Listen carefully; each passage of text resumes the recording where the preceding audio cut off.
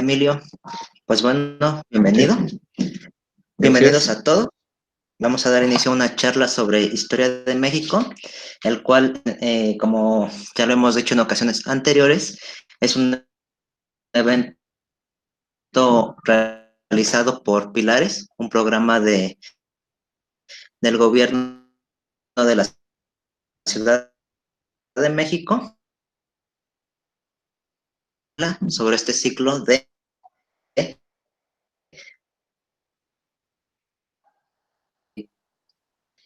esta actividad humana, por así llamarla. Y pues bueno, hoy contamos con Emilio, les voy a hablar un poquito de él. Eh, Fue estudiante en la Facultad de Filosofía y Letras de la generación 2015 a 2019. Hizo su servicio social en el Museo Nacional de San Carlos. Participó en el coloquio Artífices de lo Sagrado. Sus líneas de investigación se enfocan en el siglo XIX, en la historia cultural, en la historia ambiental y forestal, en la historia de la biografía y en la historia urbana. Bueno, esto es solo un poquito de lo mucho que, que Emilio ha trabajado y pues el día de hoy tenemos el gusto de que nos acompañe. Sin más preámbulo, Bueno, muchas gracias por la presentación. Estoy agradecido y honrado de participar aquí y pues he ¿me preparado escuchas? una presentación. ¿Sí se escucha? Lo veo un poco trabado. ¿Sí? Ah, ok. Eh, Fausto, te veo un poco trabado. No sé si tú también me puedes escuchar y ver. Emilio, ¿Sí?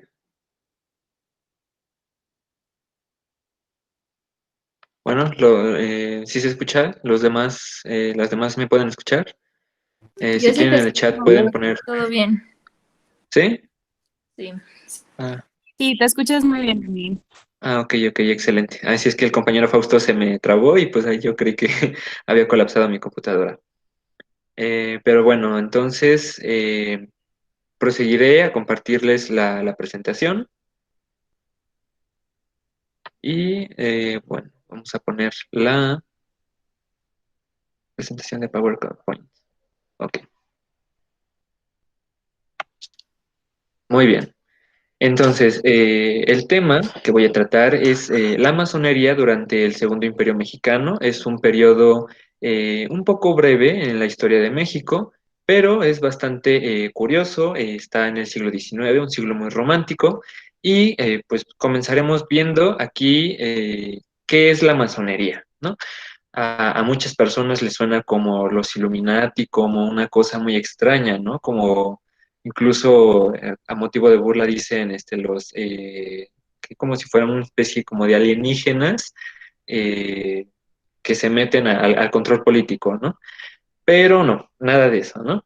La masonería es bastante antigua, ya tiene unos 300 años, de hecho hace unos pocos años se cumplió este aniversario y bueno, fue fundada en Inglaterra en 1717 y de ahí se ha ido expandiendo poco a poco a lo largo del mundo.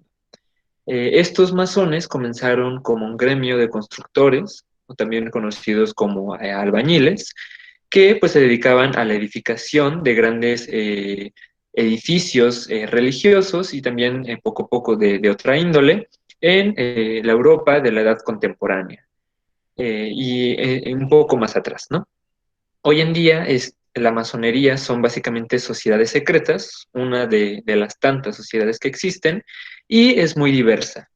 Se encuentra en las altas esferas del poder y los masones pues no son aliens, no son alguna cosa extraña de reptil, son humanos, ¿no? Como ustedes, como yo. Aquí podemos ver en la fotografía que tienen una indumenta un poco diferente a la de la gente normal. Esto es por estos mandiles.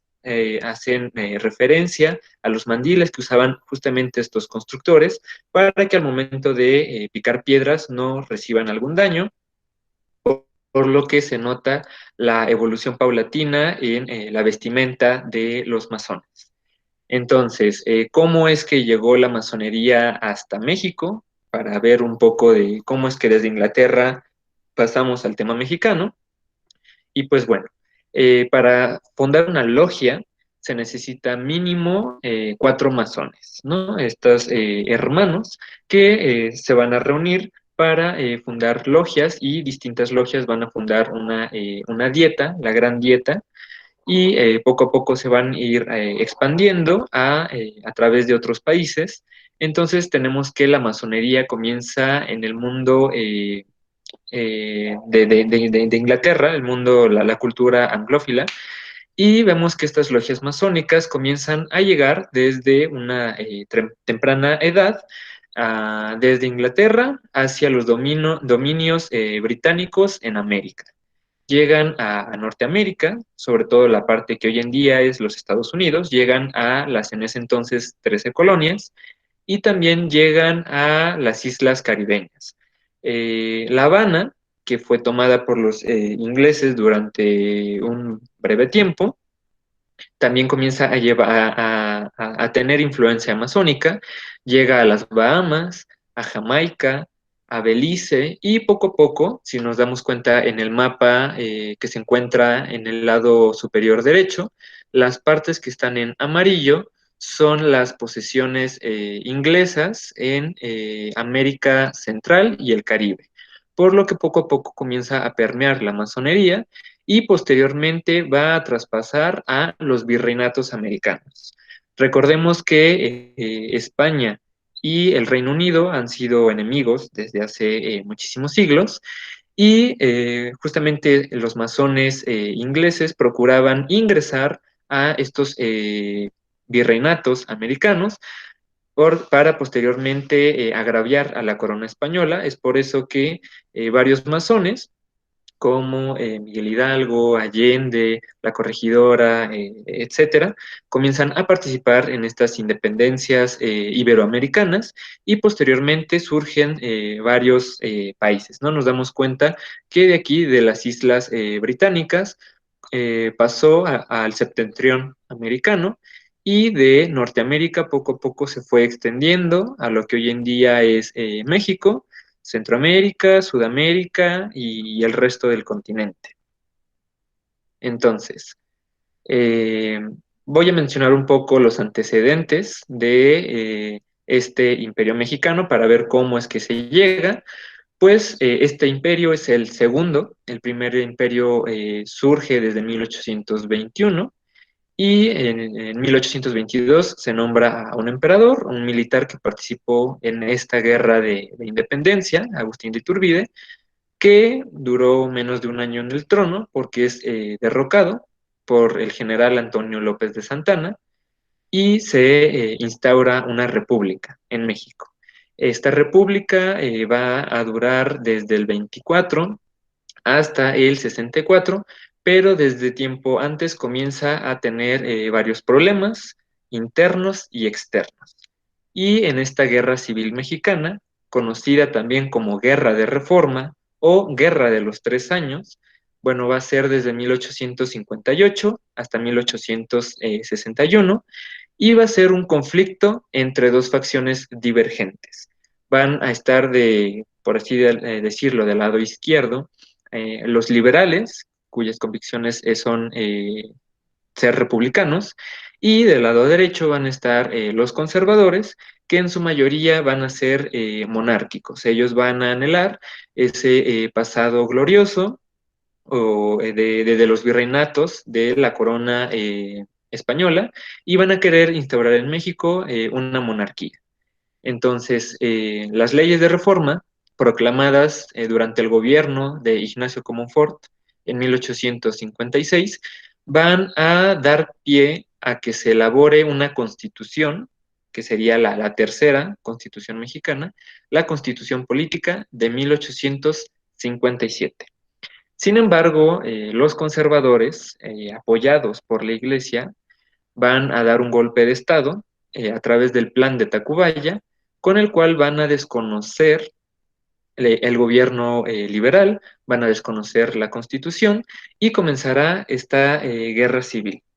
Vamos a tener al mismo tiempo dos presidentes, En la Ciudad de México, en la capital, va a estar el general Miguel Miramón, que es el personaje que tenemos aquí del lado derecho, y él incluso fue uno de los niños héroes que peleó para defender el castillo de Chapultepec de la invención estadounidense. Y el otro presidente va a ser el licenciado Benito Juárez, cuyo gobierno va a estar instalado en Veracruz. Él va a ser presidente porque era el presidente de la Suprema Corte de Justicia. Entonces, cuando Ignacio Comonfort reconoce el plan de Tacubaya, básicamente se da un golpe de Estado a sí mismo y con esto, pues bueno, se derroca y da pauta a que surjan estas dos facciones en contraposición, por lo que Miramón va a ser presidente a través del plan de Tacubaya y Juárez a través de la Constitución. ¿Quién va a quedarse con la presidencia? Finalmente va a ser Benito Juárez en el 61 y él se va a quedar como el presidente legítimo una vez que queda derrotada la facción conservadora. Y para entender un poco cómo está este asunto de liberales y conservadores, tenemos que el Partido Liberal se crea desde 1822, desde que se crea México como una nación independiente, la crea este insurgente Vicente Guerrero, y el Partido Conservador surge propiamente varios años después. Lo crea este mexicano, Lucas Alamán, desde 1849, justamente después de la invasión estadounidense a México. Y en este partido conservador van a encontrarse muchos personajes considerados como ultramontanos. Esto quiere decir que son obedientes al Papa más que reconocer algún poder, eh, algún gobierno estatal. Y básicamente la Guerra Civil Mexicana va a ser una disputa entre logias masónicas. Vamos a tener principalmente al rito York, que van a pertenecer los liberales, y del lado contrario vamos a tener a el rito escocés, al cual van a pertenecer los conservadores. Entonces, aquí vemos justamente cómo en el muralismo se retrata mucho escenas de esta guerra de reforma, la cual gana Juárez después de que ofrece a los Estados Unidos su apoyo incondicional, algunos pasos a través de México con el Tratado Maclean-Ocampo, y los Estados Unidos terminan reconociendo al gobierno de Juárez, que es el vencedor. Aquí en el mapa tenemos los estados participantes en esta guerra civil. En color rojo vamos a tener a los liberales, por lo que es la parte noreste, mientras que el noroeste va a ser de los conservadores. El sur, en cuanto al lado este, va a pertenecer más a los conservadores, mientras que el suroeste va a ser más de los liberales. Entonces nos damos cuenta que la capital va a ser conservadora, aquí está de color azul, va a ser leal al general Miramón, y Veracruz, que va a ser la sede del gobierno liberal de Benito Juárez, va a ser donde se lleva a cabo el triunfo.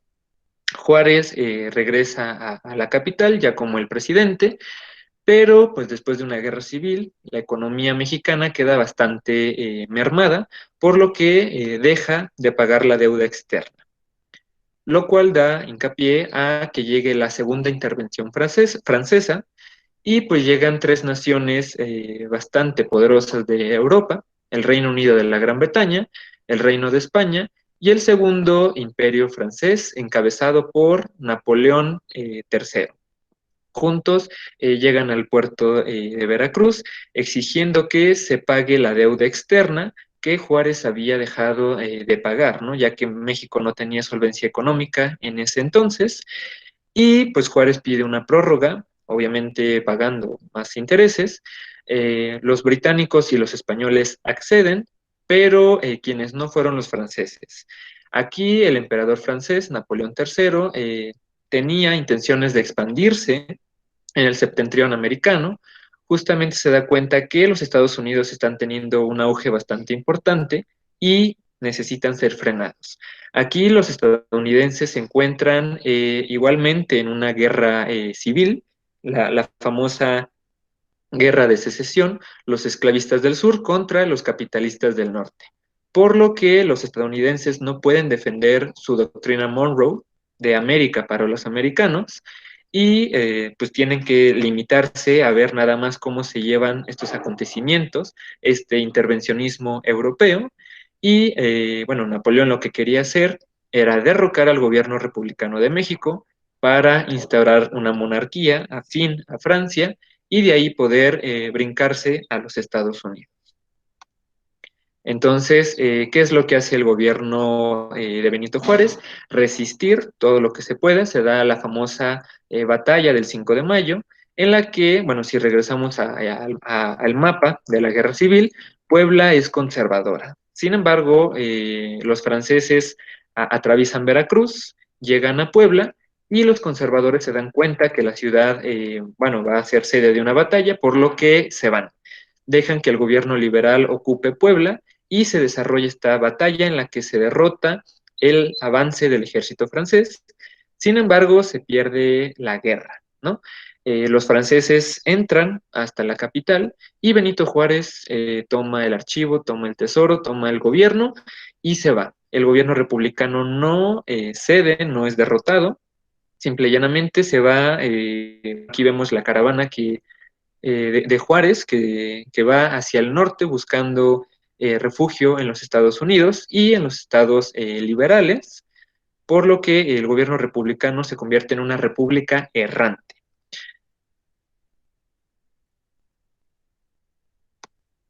Ante el vacío de poder, los mexicanos conservadores, que son los que se quedan, por así decirlo, con el mando, apoyado por los franceses, procurarán una restauración de la monarquía mexicana, que va a ser una continuación del primer imperio mexicano, que ya tenía unos 40 y tantos años de extinguirse, y van a reconocer al nieto de Agustín de Iturbide, Agustín de Iturbide y Green, quien hubiera llegado a ser Agustín III en caso de heredar la corona de Maximiliano y Carlota.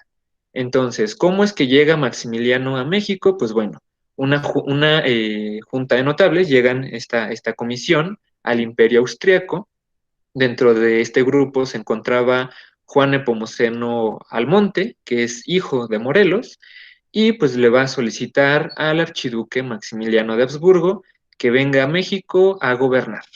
Lo van a traer a través de mentiras, van a hacer un referéndum en el cual los soldados franceses básicamente van a obligar a la población mexicana a votar porque se prefiera una monarquía a una república.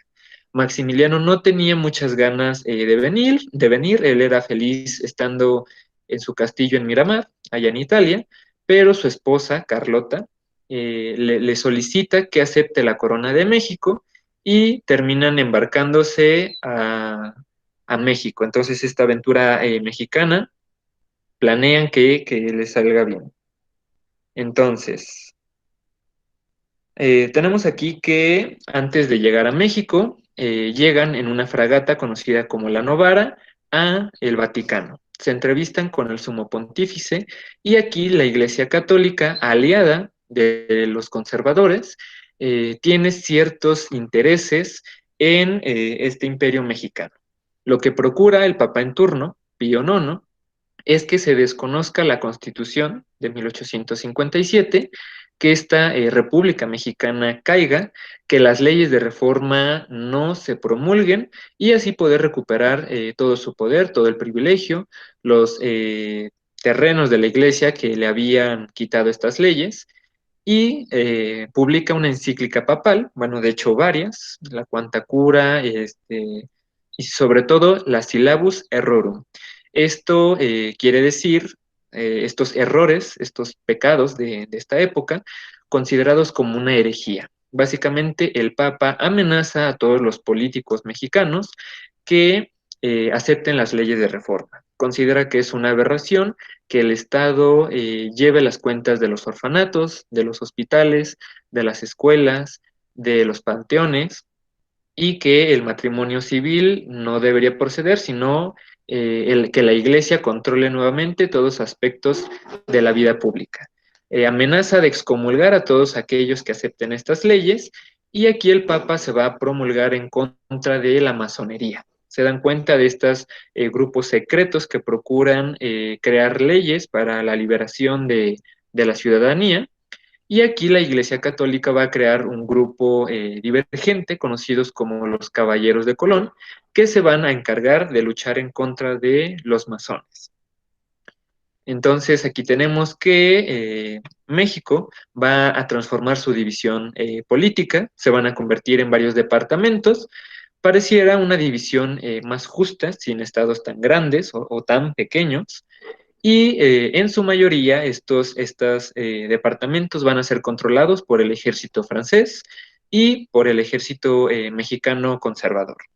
Aquí la bandera de este imperio mexicano va a ser una mezcla de el escudo imperial de los Habsburgo. Aquí tenemos estos grifos, y con el escudo que representa a México, ¿no? El águila parada en un nopal devorando una serpiente.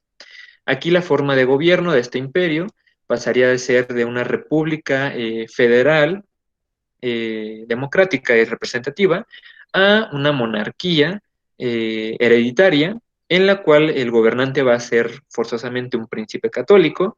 Sin embargo, Maximiliano y Carlota no podían concebir hijos, por lo que tuvieron que apadrinar a uno de los nietos del anterior emperador para poder así tener un sucesor.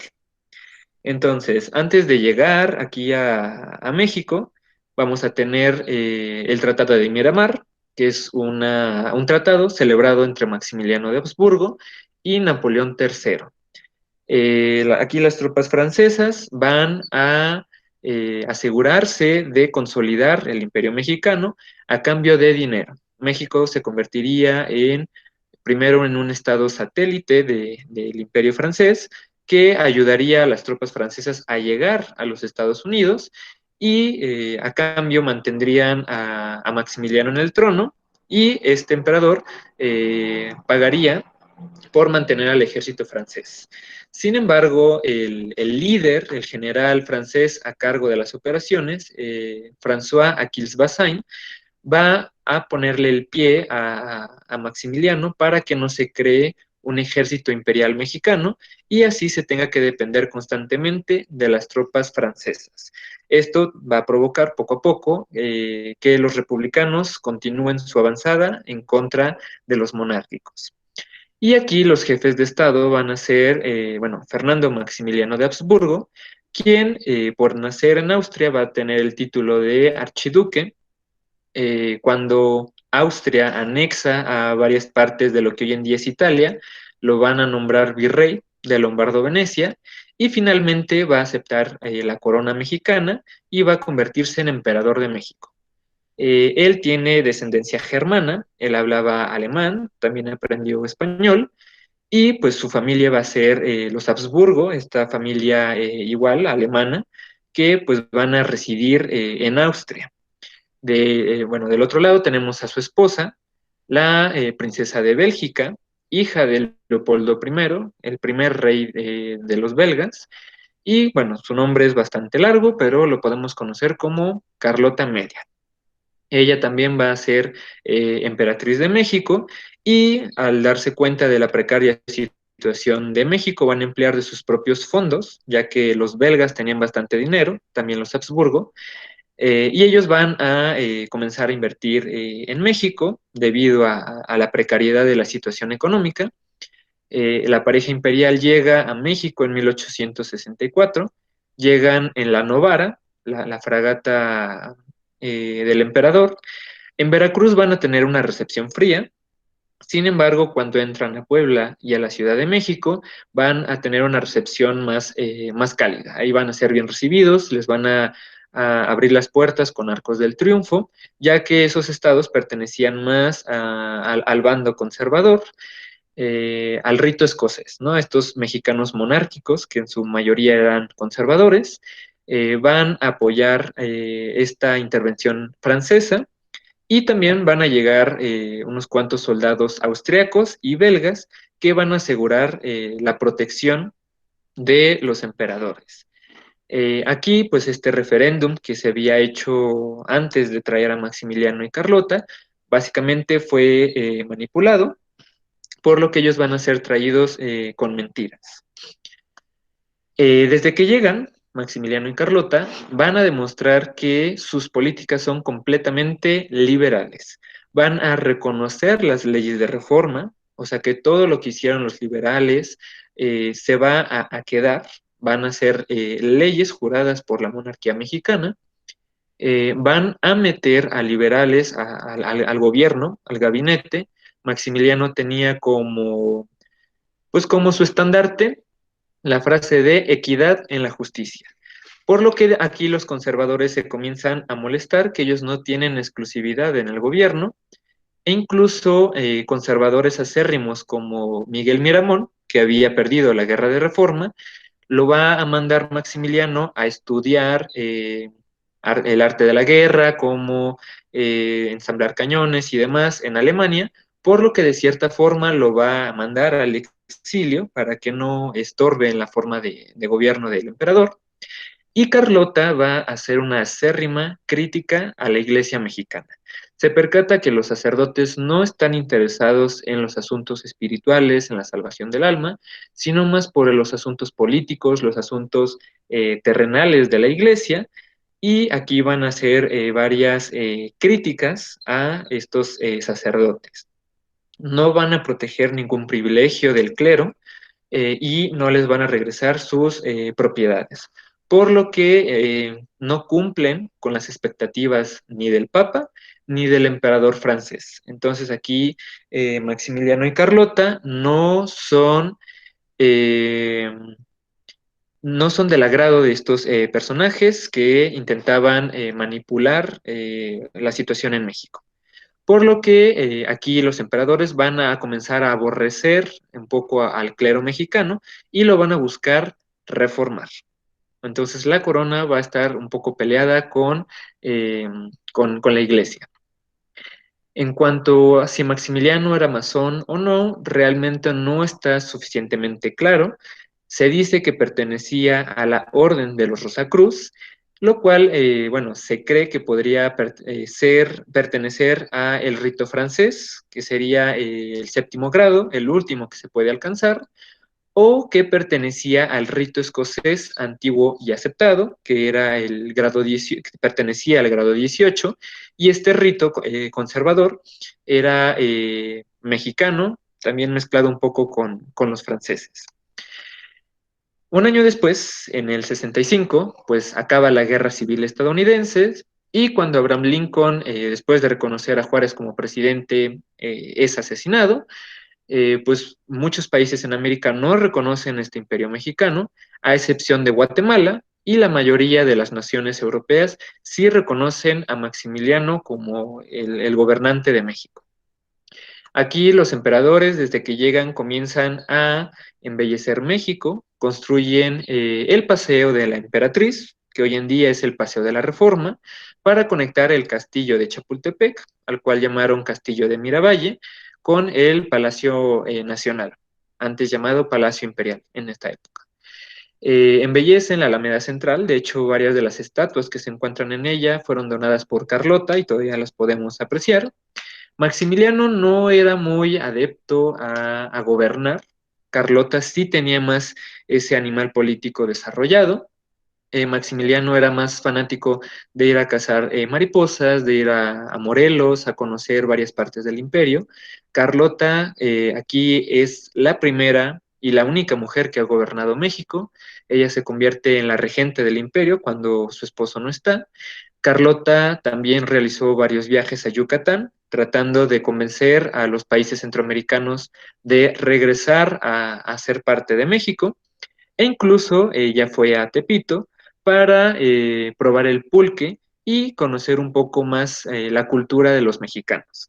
Aquí Carlota, bueno, además de saber francés, alemán e inglés, alemán por su esposo, francés porque ella es belga, e inglés porque su prima es la reina Victoria de Inglaterra, por lo que también tenía que saberlo, aprende español y aprende náhuatl para poder comunicarse con todos los mexicanos. Aquí también, bueno, este imperio que duró del 64 al 67, pues fueron unos cuantos años, por lo que en septiembre, justamente, se da el grito de la independencia. Aquí Maximiliano incluso pone una estatua de Morelos cerca del centro histórico, enaltece la labor de Miguel Hidalgo, y este grito lo da incluso vestido de charro. Aquí, básicamente, los masones del rito York, o sea, los liberales, siguen combatiendo a los franceses, siguen combatiendo al imperio, y una vez que se llega el año de 1866, los austriacos y los prusianos van a tener una guerra. Aquí los Habsburgo, la familia de Maximiliano, son derrotados ante los ejércitos del Kaiser Guillermo II, y aquí Otto von Bismarck, este canciller de hierro, va a ganarle a Austria. Ante esto, Napoleón III se percata que próximamente tendría que luchar contra los prusianos, que están en un auge territorial, por lo que Napoleón ve la necesidad de retirar sus tropas de México para prepararse hacia la guerra franco-prusiana, que es lo que le da la estocada final al Segundo Imperio francés y termina por desaparecerlo, para que se convierta en la Tercera República Francesa, que es la que perdura hasta nuestros días. Aquí las tropas republicanas, las tropas liberales, comienzan a regresar a la capital ante el avance inminente. Los católicos y los conservadores dejan de apoyar a los emperadores, por lo que Carlota se da cuenta que el Tratado de Miramar fue incumplido y ella viaja. Se va al Vaticano a ver al Papa y también busca el apoyo de Napoleón III. Sin embargo, tanto el Papa como Napoleón no le dan su apoyo, se dan cuenta que ella, al ser liberal, no cumple con su agenda, no cumple con los requisitos, y no la ayudan. Ella se dice que una mujer juarista le dio unos remedios aquí en la Ciudad de México o en Yucatán para que pudiera embarazarse. Sin embargo, se dice que eran más que nada hongos para apoyar que enloqueciera a la emperatriz, pero ella también en Europa se da cuenta que Napoleón pudo haberla querido envenenar, y comienza a perder la razón. Entonces, ella muere hasta 1927, sola en un castillo allá en Bélgica. Le toca la Primera Guerra Mundial, y pues se queda en Europa. Mientras tanto, en México, Maximiliano y los generales más allegados a él, el expresidente Miguel Miramón y el general Tomás Mejía, este indígena, se dan cuenta que Querétaro es una ciudad en la que podrían resistir el avance de los republicanos, por lo que dejan la Ciudad de México. Sin embargo, las tropas monárquicas comienzan a ser derrotadas. Desde que los franceses se van del país, el general Porfirio Díaz los vence finalmente en Puebla, y mientras están en Querétaro, las tropas del general Mariano Escobedo, este liberal que logró sitiar a las tropas monárquicas en Querétaro, pues va a mantener a cautivo al emperador y a sus soldados.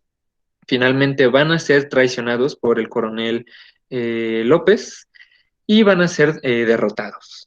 Aquí van a ser procesados, ya que Maximiliano, aunque no quería el derramamiento de sangre, los liberales constantemente se estuvieron manteniendo del lado rebelde, por lo que Maximiliano tiene que firmar un documento que le daba permiso a Bazaine de fusilar a todo aquel que tuviera armas, pero no tuviera un permiso para portarlas, por lo que varios republicanos fueron colgados o fusilados.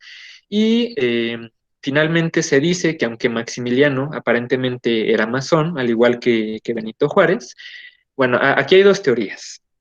Una, que es la más falsa, se dice que Juárez finalmente le perdonó la vida, y manda exiliado a Maximiliano a un país centroamericano y que se hace llamar Justo Armas, ¿no? Pues, sin embargo, no hay evidencia historiográfica que corrobore todo ello, por lo que la versión más aceptada es que finalmente va a ser fusilado.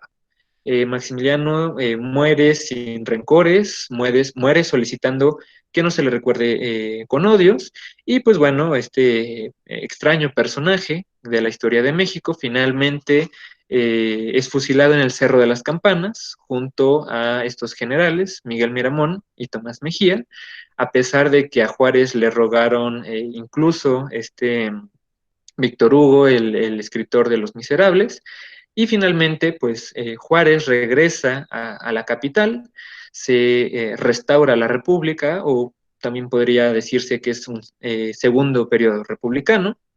Las leyes de reforma, que en ningún momento fueron desconocidas por este imperio, regresan a su vigencia original y ascienden a nivel constitucional. Aquí, bueno, Juárez le había solicitado a Maximiliano que se convirtiera en su primer ministro, pero no. Juárez decidió que él tendría que ser el presidente, no condona a Maximiliano y finalmente son asesinados estos últimos monárquicos.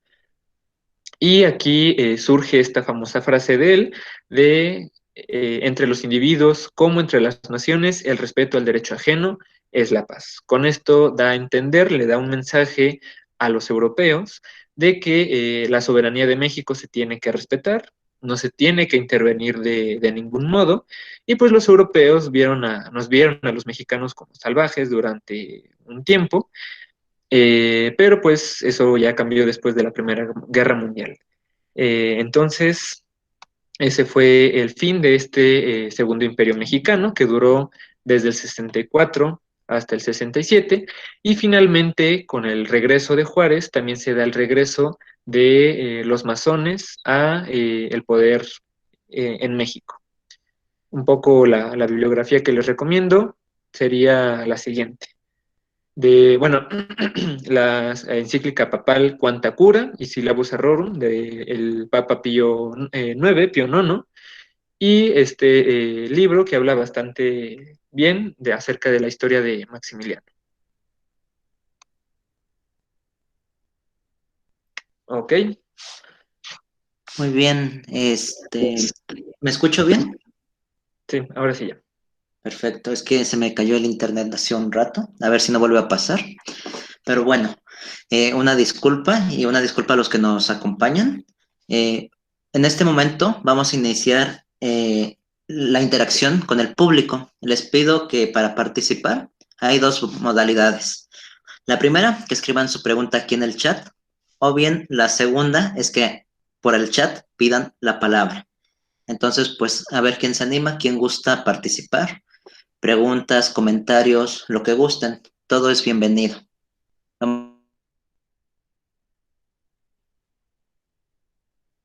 ¿Alguna duda, alguna pregunta? También, ajá, a ver, creo que aquí ya tenemos algo. Nos dice Fernando Sánchez, ¿hay alguna diferencia entre los masones y los francomasones? Ok. ¿Francmasones? Ajá. Realmente no, es básicamente lo mismo. Los masones o los francmasones es lo mismo que la masonería y la francmasonería. Es otra forma de decirlo, pero básicamente ambas son sociedades secretas. Muy bien. Ujú. Nos dice, ya que tengo entendido que los francmasones tienen que ver con Benjamin Franklin. Pues sí, pero pues igual todos los padres fundadores de los Estados Unidos y los presidentes estadounidenses, al igual que muchísimos otros presidentes, pertenecen a la masonería. Perfecto. Ok, vamos con la siguiente pregunta de Carlos López. Ujú. Nos dice una duda. Tenía entendido que también existía una masonería conservadora. La encíclica del Papa Pío. No, aplica indistintamente o solo a los masones liberales. Pues principalmente busca agraviar a los masones liberales y todos sus logros, tanto institucionales como constitucionales. Entonces, los conservadores eran aliados de la iglesia, eran estos ultramontanos, por lo que básicamente la encíclica papal afectaba principalmente a los liberales. Perfecto. Ok, aquí hay otra pregunta de Alexia Hernández Ramírez. Nos dice, ¿cuál es la diferencia principal entre las logias? Ah, ok. Bueno, las logias podrían ser como un ejemplo muy burdo, ¿no? Como chats en WhatsApp, ¿no? Como un grupo en Messenger. Entre, no sé, 10 amigos pueden unirse a la masonería, pueden tener reconocimiento de masones de otros grados, cada quien puede hacer su logia y pueden existir diversidad de logias, ¿no? Existen logias en las que solo hay mujeres y en las que ellas participan luchando eh, por la liberación de la mujer, ¿no? Existen logias feministas, existen, y le pueden poner, no sé, logia Sor Juana Inés de la Cruz, ¿no? Pueden existir también logias, no sé, de población LGBT y le ponen la logia arcoíris, ¿no? Es un ejemplo. Entonces, en estas logias, cada quien aboga por la lucha por algún derecho eh, o por la liberación de algún grupo. Muy bien. Ok, más preguntas. Aquí tenemos otra. Ujú. Nos dicen, más allá de su participación directa en la guerra, ¿hubo participación directa de la masonería durante el Segundo Imperio? Pues sobre todo vemos el combate entre logias, entre hermanos masones, liberales y conservadores, en la Guerra de Reforma. Pero en el Segundo Imperio también hubo presencia de gobiernos masones. Se dice que un sacerdote alemán, que era el confesor del emperador Maximiliano, pertenecía a la masonería y entre masones le solicitaron a Juárez, que también era masón, que condonaran al emperador, que lo dejaran marcharse. Sin embargo, Maximiliano no quería porque sería una deshonra para los Habsburgo, además de que Carlota ejercía presión, pero sí tengo entendido que varios masones, sobre todo del bando conservador, del rito escocés, también participaron en el gobierno de Maximiliano, pero al no tener exclusividad de los conservadores, Maximiliano metió a varios liberales al gobierno mexicano y muchos de ellos eran masones. Muy bien. Y nos responde, entonces el fusilamiento de Maximiliano de Habsburgo podría ser considerado como un fratricidio. Pues aquí tenemos dos posturas. Hay personas que creen que Maximiliano sí era masón y que básicamente Juárez lo tuvo que mandar fusilar para poner el ejemplo, ¿no? A los países europeos que no intervengan en América, pero pues está la otra teoría que básicamente dice que Maximiliano no era masón al pertenecer al bando católico, aunque no era conservador, que pues no, él no tenía idea, no pertenecía a alguna sociedad secreta, por lo que podría ser un sí, podría ser un no. Muy bien.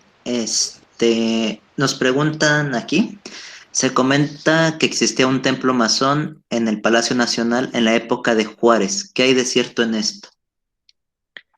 Bueno, pues hay varios templos masones. La logia más grande en el Valle de México o en la Ciudad de México es justamente la Gran Logia del Valle de México y pues está establecidos estos edificios. Pero seguramente en esa época, al no ser una eh, cosa que se pudiera expresar a los cuatro vientos tan libremente. En esa época se veía bastante mal ser masón, sobre todo por la persecución del Papa. Seguramente las logias tendrían que estar ocultas y seguramente en el Palacio Nacional Juárez tenía un templo más. Ok, yo aquí te quiero complementar, bueno, más bien quiero que me complementes esta respuesta. Ujú. ¿Qué es un templo masón? ¿Cuál es el objetivo de un templo masón? Ah, ok, ok. Bueno, ya sería tener infraestructura para hacer reuniones de estos, bueno, de las logias, en las cuales pueden opinar acerca de diversos temas.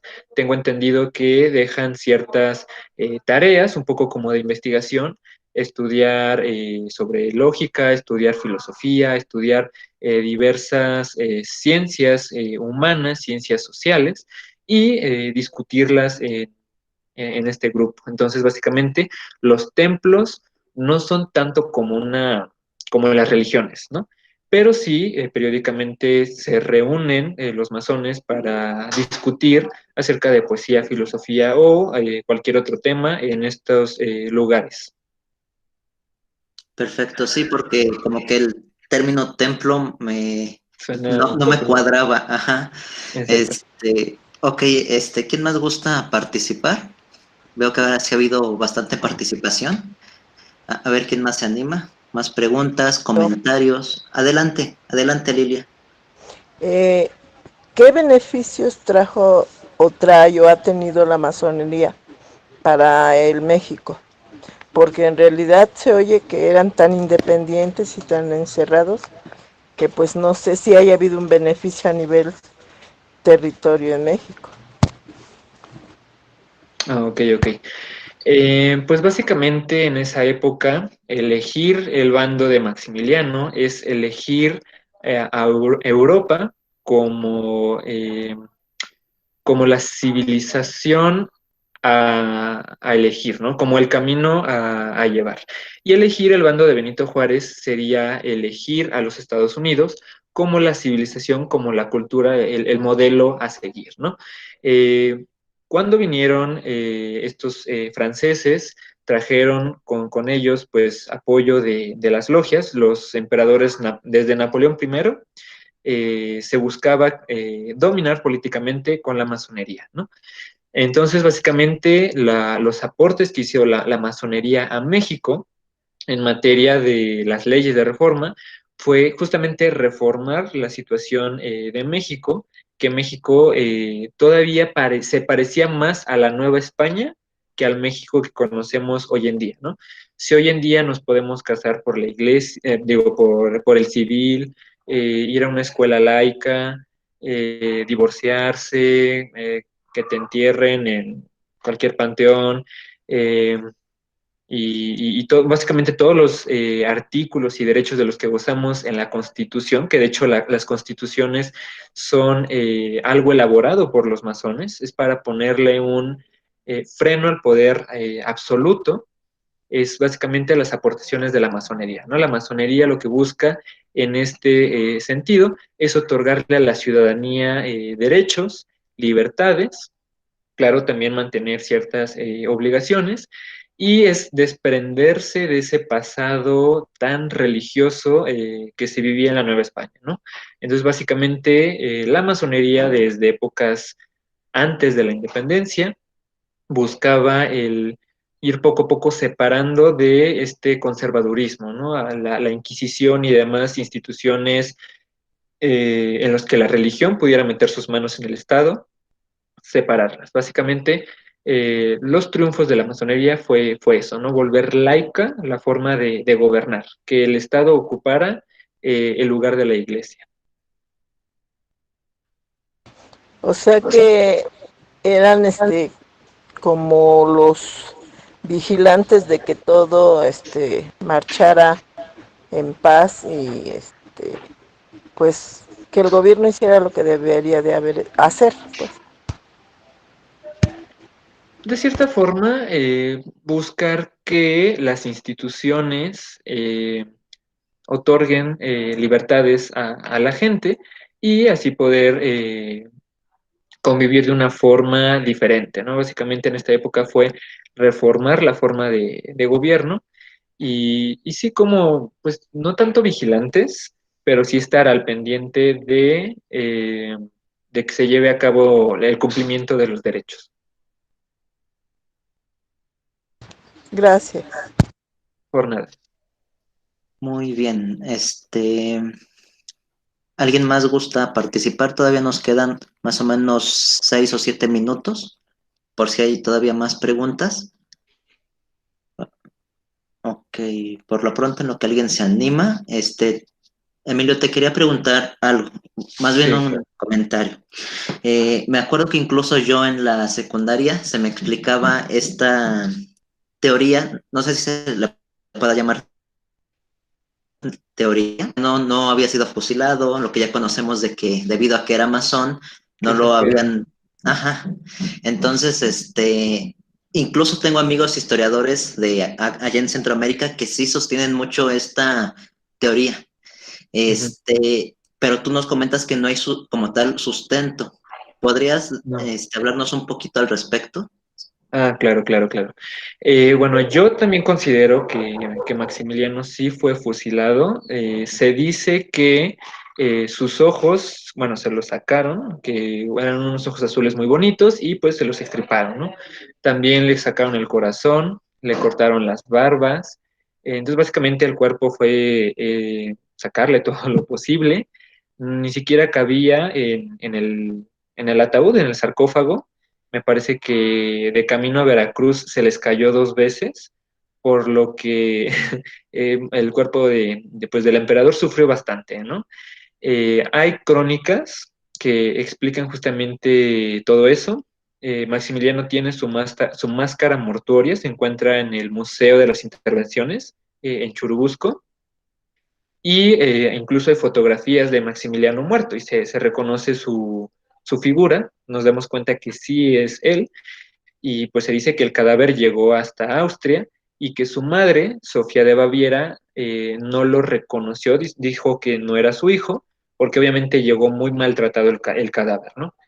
Pero yo sostengo que definitivamente Maximiliano sí murió, sí fue asesinado, eh, un poco para que Juárez pusiera el ejemplo de que pintar una línea, ¿no? Aunque pues hay gente que dice que se fue a Centroamérica, pero yo dudo muchísimo que se haya ido. Yo creo que sí sería eh, poco plausible.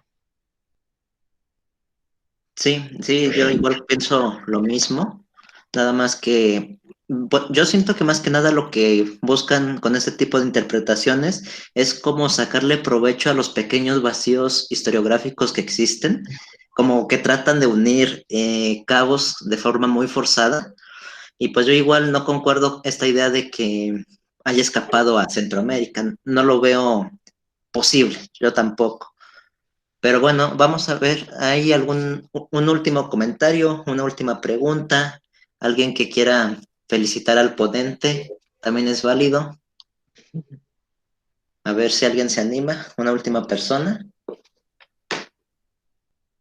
Aquí hay uno. Dice, ¿tienes o conoces algún libro o artículo que hable sobre masonería? Sí, sobre todo hay una revista que me parece se llama Rembrandt, que justamente habla de temas de masonería.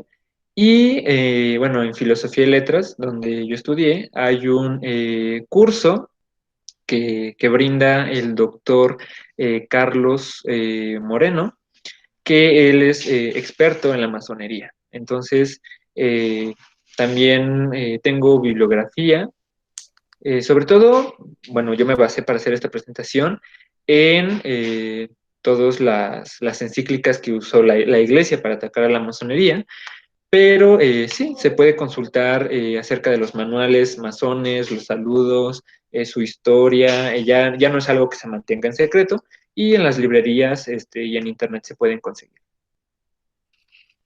Ok. Que por cierto, el doctor Carlos nos estará acompañando en 2 semanas. Él también va a dar la última charla del mes de octubre. Él nos estará acompañando. Igual, por si gustan escucharlo, pues él estará aquí en 2 semanas, igual en el horario de 5 a 6. Y Emilio, ¿crees que nos puedas escribir aquí en el chat el artículo que nos dijiste, el texto que nos dijiste, por favor? ¿Las encíclicas o Ajá, cuál? sí, sí, por favor. Ah, ok, entonces es la encíclica Syllabus Errorum.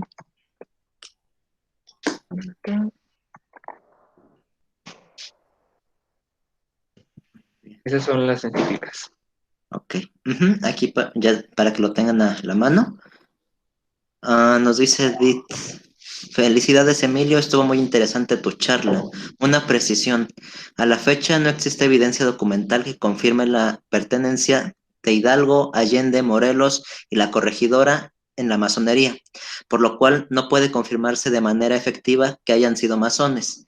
Esta idea fue difundida por José María Mateos en el año 1884, en su obra Historia de la Masonería en México desde 1806 hasta 1884, al aludir que estos personajes habrían sido iniciados en la logia Arquitectura Moral. Ok. Bueno, muchísimas gracias, Edith, eh, por la precisión. Sí, gracias Edith. Qué bueno que nos acompañas el día de hoy otra vez. Bueno, pues antes de finalizar la charla de hoy, Emilio, te agradezco mucho que nos hayas acompañado hoy y hayas compartido tus conocimientos de este tema que está tan satanizado muchas veces Sí. o mal interpretado. Y pues bueno, a la brevedad te voy a hacer llegar tu constancia. En cuanto tenga mi sello, ya sea que te lo mande digitalizado o si gustas, nos podemos ver y te lo entrego personalmente. Ya nos ponemos de acuerdo.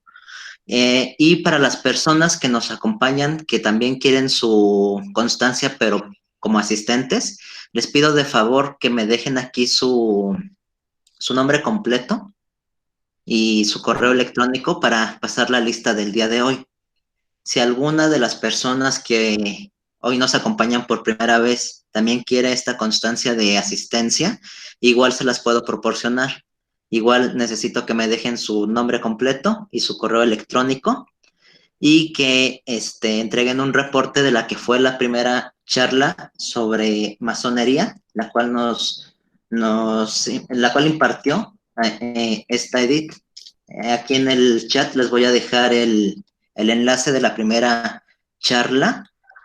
Para que les pueda pasar asistencia, pues déjenme un comentario ahí en el mismo video y con su nombre completo para que les pase asistencia y pues sepa de su existencia para las próximas veces que les pase lista. Bueno, vi que alguien puso una pregunta sobre si hay logias femeninas y sí, las han habido desde tiempos ya algo remotos, siglo XIX, siglo XX, y también a la actualidad deben haber logias de mujeres. Entonces, me parece que una de ellas es la logia Loriana de Kleinhans. Bueno, el nombre es bastante difícil de pronunciar, pero sí. Bueno, ya creo que es la última pregunta. Sí, gracias, Emilio. Que luego con tantas cosas aquí se van perdiendo las preguntas. Gracias por responderla. Bueno, Sí, claro, claro. bueno, aquí les dejo el enlace de la primera charla, por si gustan verla. Y pues bueno, esto sería todo por el día de hoy. Y pues muchas gracias, Emilio, y gracias a todos los que nos acompañaron. Les doy las gracias en nombre del programa Pilares y en nombre del gobierno de la Ciudad de México. Hasta luego. Hasta luego. Ojalá lo hayan disfrutado y les haya gustado. Listo.